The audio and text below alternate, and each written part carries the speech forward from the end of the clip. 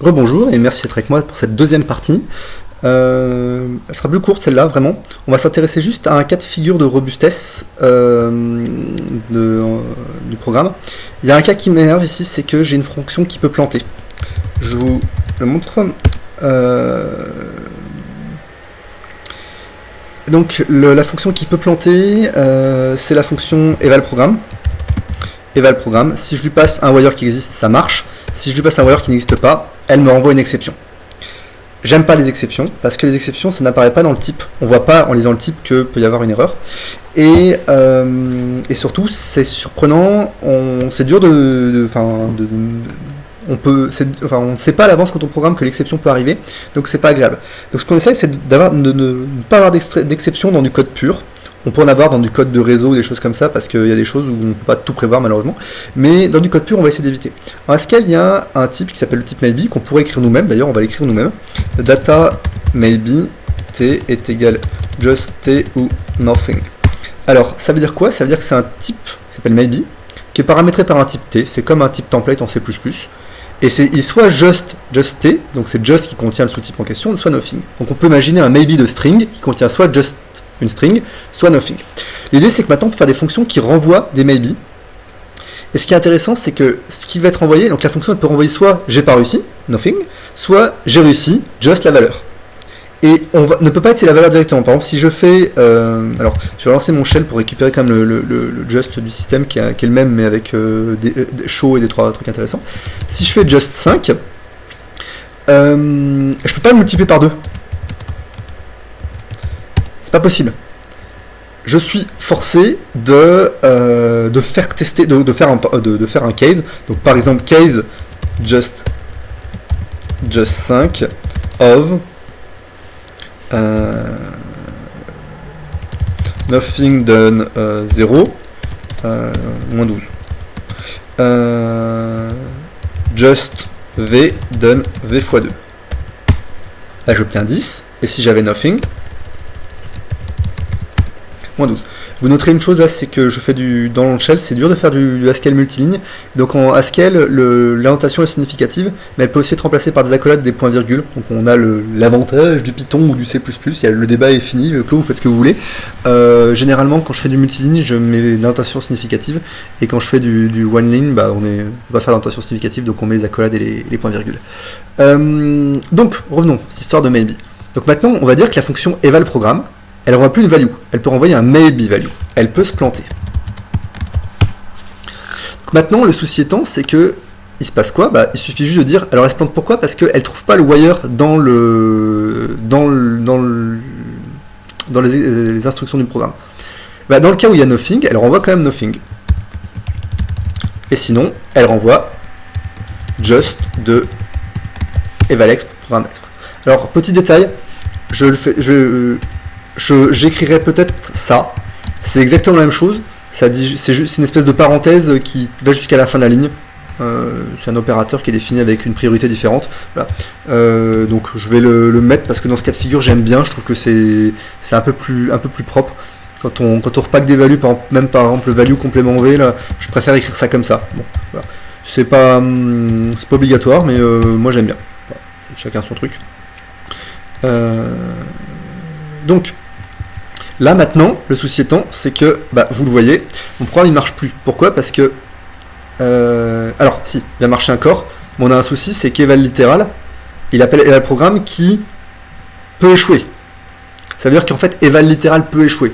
Donc en fait, le just il n'est pas ici. Il faut que ce soit appelé evalexp, qui evalexp est elle-même une fonction qui peut échouer, vu qu'elle peut appeler eval littéral qui peut échouer. Donc evalexp, c'est une fonction qui renvoie un maybe. Et là on voit la force de refactoring d'Haskell, c'est que j'ai changé quelque chose et maintenant je suis la liste des erreurs. Alors on va commencer par gérer eval littéral. Eval littéral, c'est une fonction qui renvoie un maybe et qui appelle evalProgram. Donc ça marche. Et ici il n'y arrive pas parce que pour eval littéral d'une value simple, il renvoie la value simple sans se gourer. Donc on met directement que il a réussi. Maintenant, chose intéressante, les fonctions evalOnUp, evalBinUp, evalUp, elles vont toujours marcher, il n'y a pas de souci. Donc déjà, on n'a pas besoin de s'embêter avec ça. C'est aussi l'intérêt de les avoir séparées par rapport à ce que j'avais tout à l'heure. Maintenant, evalexp, faut gérer le cas d'une fonction unary, une expression unary, bah là, il faut évaluer le littéral et le passer, à la fonction unaire. Alors, je vais vous montrer une syntaxe marrante. Je ne vais pas détailler, mais je vais vous montrer qu'on peut faire ça de façon assez sympa. Je fais do. Do, c'est un truc polymorphique assez puissant en Haskell qui permet de chaîner des monades. En gros, dans notre cas précis, ça permet de chaîner des appels à maybe. Et donc, toutes les fonctions qui peuvent renvoyer maybe, qui vont être appelées une par une sur chaque ligne, peuvent arrêter les calculs si jamais elle ne renvoie pas just, si elle renvoie nothing, et ça renvoie juste nothing. Donc, par exemple, je vais dire que V, c'est eval littéral programme lit, et je fais hop de V.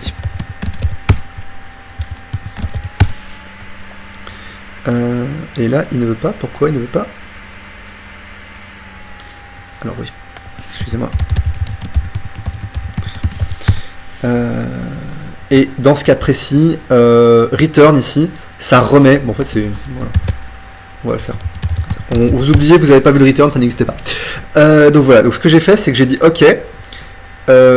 Si on regarde juste cette ligne-là, je renvoie just de eval une opération sur V. V étant le résultat de l'évaluation littérale. Et l'évaluation littérale, en fait, bon, je vous cache des choses parce que là, c'est quelque chose qu'il faudrait creuser à côté, mais en gros, je me suis dit, voilà, si j'ai réussi à évaluer le littéral, il est dans V, je continue, je vais à la ligne d'après. Si j'ai pas réussi, je renvoie nothing. Et tout ça, c'est fait dans le do. Et en fait, le do, c'est une syntaxe polymorphique qui dépend du type qu'on manipule. Là, on manipule un maybe, donc il se comporte comme ça, mais quand on manipule d'autres types, il se comporte autrement. C'est une des choses qui fait qu'Haskell est dur au premier abord, c'est que le do fait peur. Parce qu'il est aussi utilisé pour les entrées-sorties. Par exemple, il y en a un là pour les tests. Mais en fait, après coup, ça devient un outil très très intéressant. On a la même chose pour évaluation d'expression. Bah là, on fait quoi? On fait V donne eval littéral programme lit. V' eval littéral programme lit prime. Et just eval binop de hop de V'. Et là, on a gagné. Alors, je rappelle ce qu'on était en train d'essayer de faire, hein, c'est que le eval littéral, il peut renvoyer, il peut se planter. Donc là, ce qui se passe, c'est qu'il commence à faire le premier eval littéral. Si ça renvoie just quelque chose, il le dépack, il le met dans V. Donc c'est plus un just, c'est vraiment la valeur qu'il y a dedans. Il appelle le deuxième eval littéral. Si ça marche, il le dépack, il le met dans V'. Et il peut appeler eval binop, voilà, qui lui ne peut pas échouer, donc on le repack dans un just parce que c'est une fonction qui pourrait échouer avec just. Enfin, vu que c'est un maybe. Mais entre chaque ligne, si jamais la fonction échoue, qu'il n'arrive pas à dépacker avec la petite flèche, bah, il s'arrête et il renvoie nothing. Et là maintenant, on a un cas de figure qui est bien plus intéressant.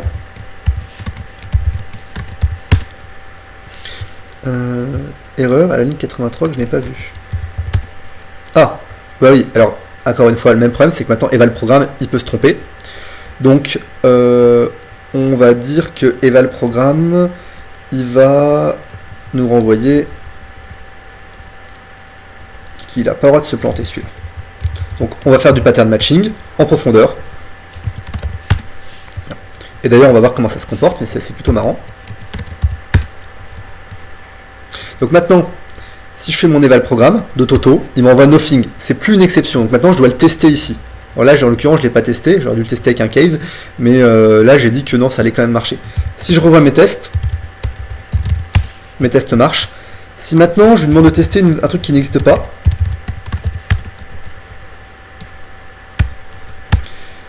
il n'est pas content, il dit qu'il y a une exception parce que l'exception, elle est là. Donc en fait, on va plutôt dire que ES, il renvoie un maybe, word 16, que maybe, on va le dire, ouais, bon, on va maybe value, on va, hop, on va, hop, parce que maintenant on a quelque chose d'un peu plus compliqué, et là on va rajouter partout ici, juste, just value,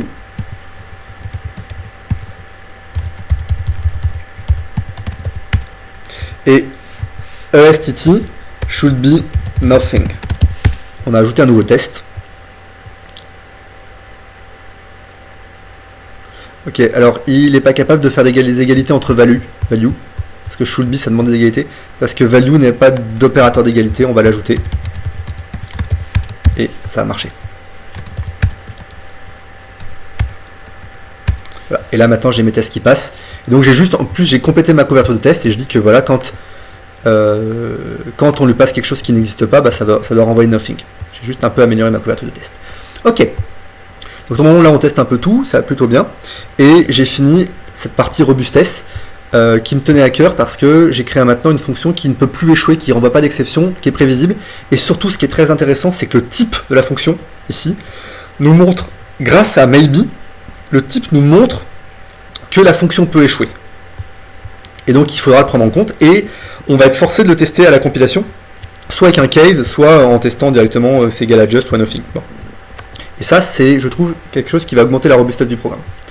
Donc la partie robustesse, eh ben c'est fait. Je vous remercie, à très bientôt, bonne soirée.